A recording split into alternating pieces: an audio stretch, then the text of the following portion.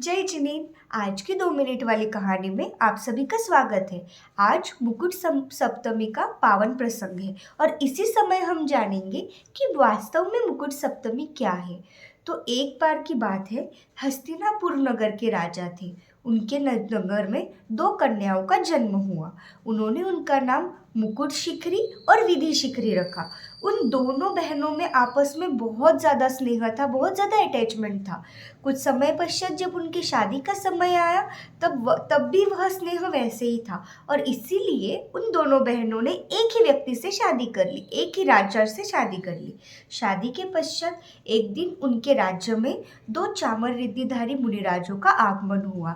उन दोनों बहनों ने अपने पति के साथ बहुत ही भक्तिभाव पूर्वक उन मुनिराजों को आहार दिया।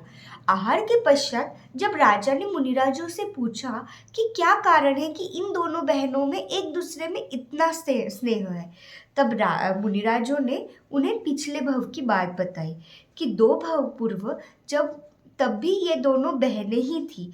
उस समय जब वह बगिया में खेल रही थी, एक सर्प ने उन दोनों को एक साथ एक समय पर काटा। उन दोनों ने उसी समय वहाँ पे भक्ति भाव पूर्वक नमोकार मंत्र बोलते हुए अपना देह त्याग कर दिया और उसके बाद वह जाके स्वर्ग में देव बनी।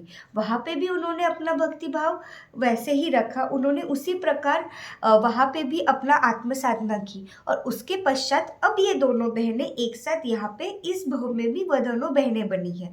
यह सुनकर उन दोनों बहनों को और ज़्यादा जैन धर्म के प्रति श्रद्धा होने लगी और तब से उन दोनों ने मुकुट सप्तमी का व्रत प्रारंभ किया। तो मुकुट सप्तमी का व्रत सावन महीने में शुक्ल पक्ष में और सप्तमी तिथि के दिन आता है। और यह व्रत कैसे करना चाहिए? तो इस व्रत करने के लिए सप्तमी के पूर्व जो षष्ठी आती है उस दिन हमें सुबह एकासन सर्वप्रथम हमें पूजन करनी चाहिए, सामायिक करनी चाहिए। उस पश्चात उस दिन एकासन करना चाहिए। दूसरे दिन सप्तमी के दिन अन्न जल का पूर्णतः त्याग करके हमारा पूरा दिन भक्ति भाव में, सामायिक में और पूजन में व्यतीत करना चाहिए। और उसके बाद अष्टमी के दिन सुबह हमें सामायिक पूजन आदि करके, दान आदि क्रियाएं करके उसके बाद एकाशन करना चाहिए। यह सप्तमी, मुकुट सप्तमी की एक प्रक्रिया है, एक विधि है जिस तरह हम मुकुट सप्तमी का व्रत कर सकते हैं। और उसमें भी हमें पार्श्वनाथ भगवान की पूजन और उनका नामस्मरण करना चाहिए।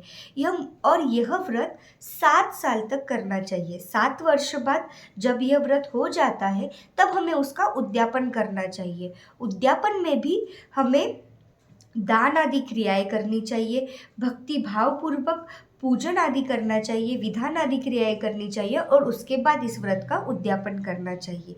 इसी प्रकार ये जो मुकुट सप्तमी व्रत है वह उन दोनों बहनों ने पूरा किया। कौन कौन? जो मुकुट शिखरी और विधि शिखरी दोनों बहनें थी, उन्होंने ये व्रत पूरा किया। और उसके पश्चात जब उनकी आयु पूरी हुई, उसके पश्चात वो दोनों भी 16वें स्वर्ग में इंद्र व प्रतींद्र देव बनी। अब कुछ समय पश्चात जब वहाँ से वो अपना कार्यकाल, अपनी आयु पूरी करेगी, उसके बाद वह मनुष्य भव में जन्म लेकर यहाँ से मोक्ष जाएंगी। तो मुकुट सप्तमी यह व्रत जो है वह किसी आशा के कारण हमें नहीं करना चाहिए कि इसके बदले में हमें यह मिलेगा और इसीलिए ये व्रत करना है। यह व्रत तो करने का वास्तविक अर्थ यह है कि मुकुट सप्तमी, मोक्ष सप्तमी के दिन पार्श्वनाथ भगवान को निर्वाण हुआ था।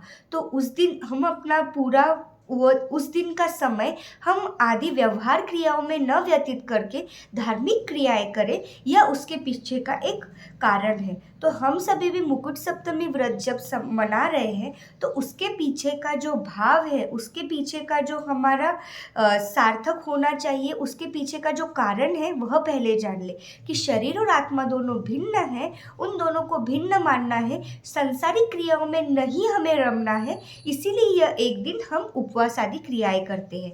हम सभी भी मुकुट सप्तमी का उपवास रखें।